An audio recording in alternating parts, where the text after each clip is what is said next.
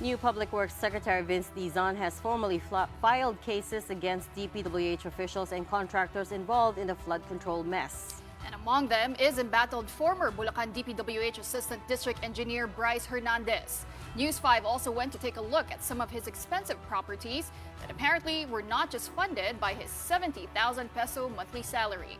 Mobile journalist Julie Baiza with tonight's big story.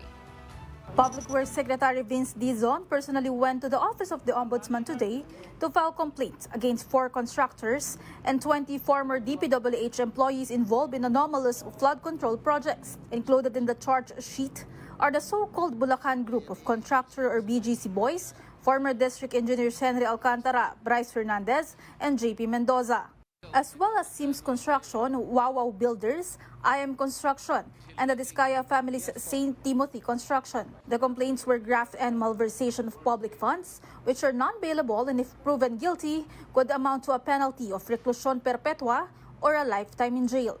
Open and shut case ang mga ito. Ibig sabihin, madali po itong mag-establish ng probable cause. Naniniwala kami na madaling i-establish ang probable cause. At dahil doon, mabilis na ma-file at mabilis din makakadesisyon ang ating mga korte.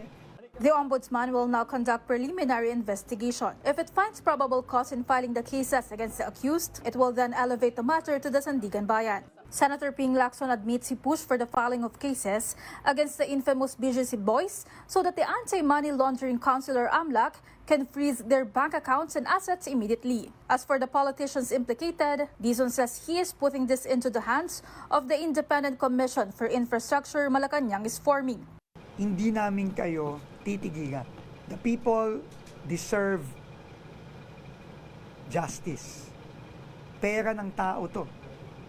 Nakita naman natin yung lantarang pagpapakita nito mga taong to nung ninakaw nilang pera sa taong bayan.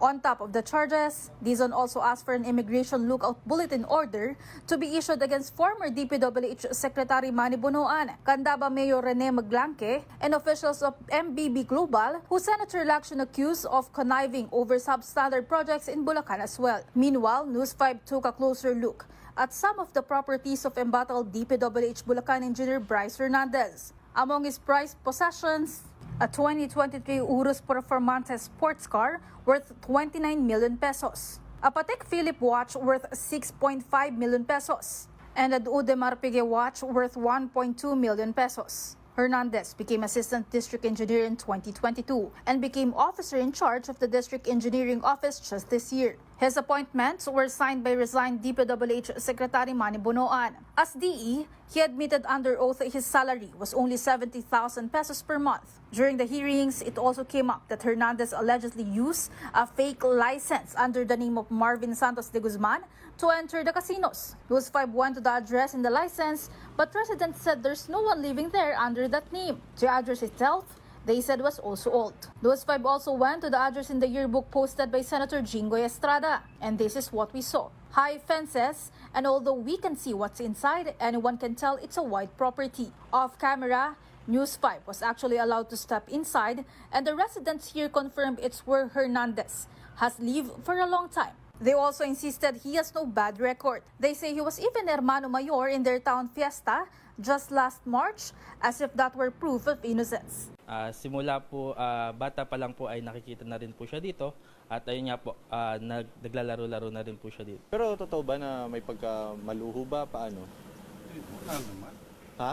Wala din naman maluho yun. Hernandez has explained away the luxury cars by saying they were his wife's, but even that is a bit murky, as he said his wife was also a government employee and used to be with GSIS. He also claims the hundreds of millions of pesos they lost at the casinos all came from his boss, Henry Alcantara. For now, Hernandez remains detained at the Pasay City Jail after a tussle between the Senate and lower house over his custody. His lawyer has filed a writ of amparo at the Pasay Regional Trial Court, citing serious active threats to his safety. A writ of amparo is a judicial remedy that protects an individual's right to life, liberty, and security.